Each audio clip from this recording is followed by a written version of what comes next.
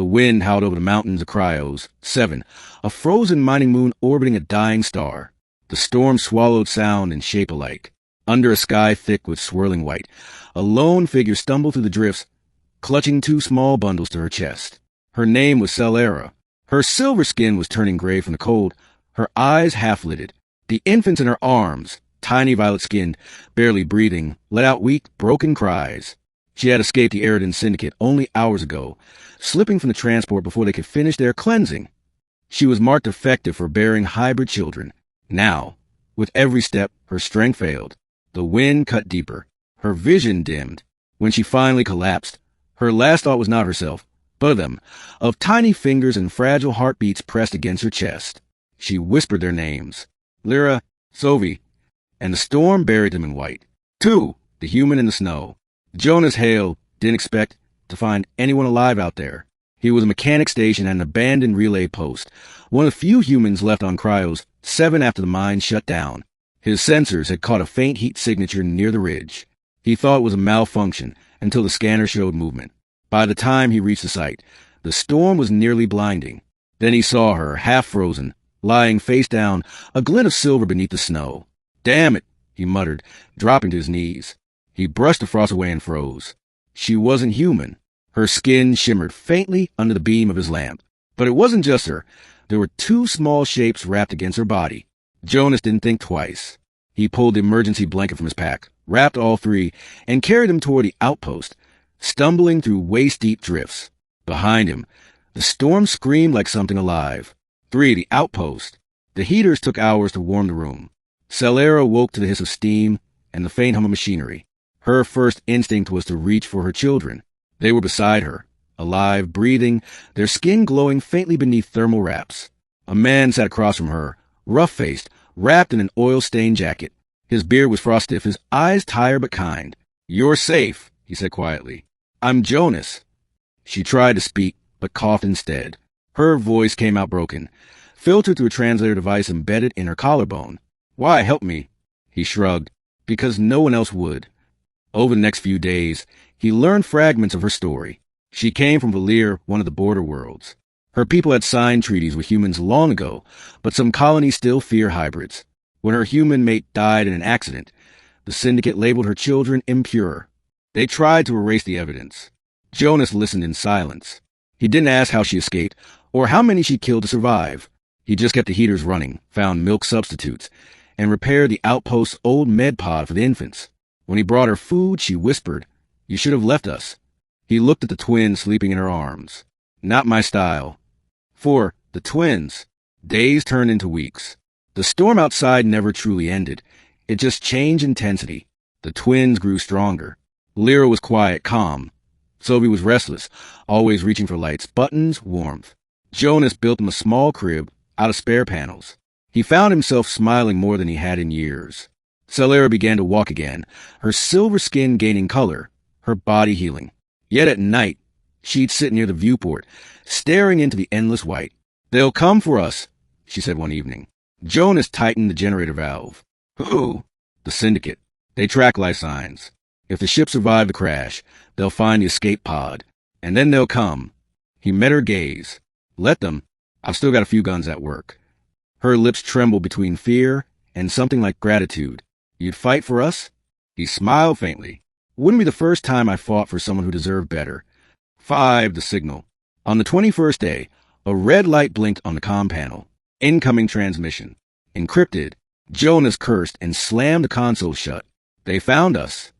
Celera grabbed the twins. "We have to go." "Go where?" "The storm hasn't broken in months. The next settlement's 300 clicks of frozen waste."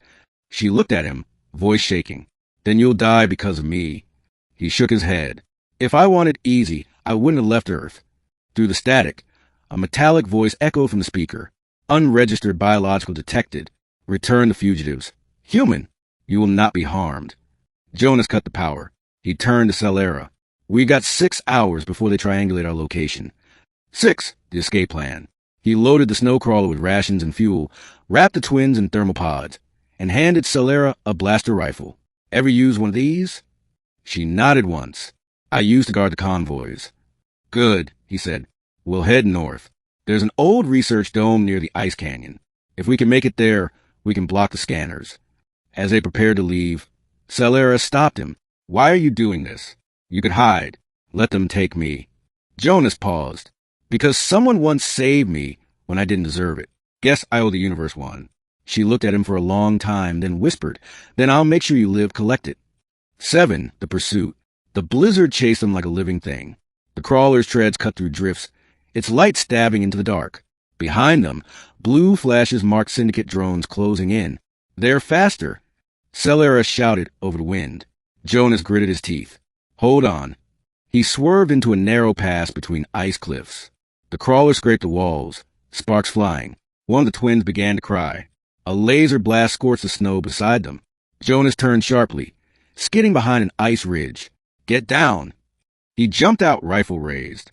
The first drone swooped low, sleek, insect-like, wings buzzing. Jonas fired. The shot hit true. The drone exploded in a burst of blue light. But 3 more descended. Celera stepped out beside him, eyes glowing bright as molten silver. The air rippled around her. She raised her hands, and a wave of heat tore through the snowstorm, melting the ice beneath their feet. The drones froze midair, their engines shorting from the sudden surge. Jonas stared in awe. Remind me not to make you angry. She almost smiled. Then don't. They climbed back into the crawler and sped toward the horizon. 8. The dome. By dawn, the storm had quieted. The old research dome stood half buried in snow, its lights long dead. Inside, dust hung in the air. Jonas powered up the auxiliary generator, coaxing the systems alive. The scanner showed no immediate pursuers. They had a few hours at best. Celera laid the twins in a warming chamber and sat beside them, exhausted. Jonas watched her trace tiny symbols on their foreheads, her people's blessing for survival. Once the storm clears, she said softly, you can leave. I'll stay here.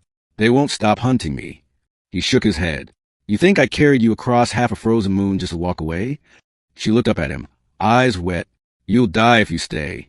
Then I die, he said simply. But they won't get your girls. 9. The last stand. The scanners picked up movement an hour later. 12 signatures approaching fast. Jonas loaded his rifle. Guess they really want you. Celera stood beside him, calm. If they take me, they'll study the children. Dissect what they don't understand. Then we make them understand pain. When the first syndicate soldiers broke through the snow barrier, Jonas fired from the dome's entrance, dropping 2. The rest advanced in formation, energy shields flaring. Celera stepped forward, hands glowing. Stay behind me. She unleashed a surge of light, so blinding it turned the snow to steam. The ground cracked. The air shimmered. Jonas shielded his eyes as the soldiers screamed, their weapons melting in their hands. Then silence.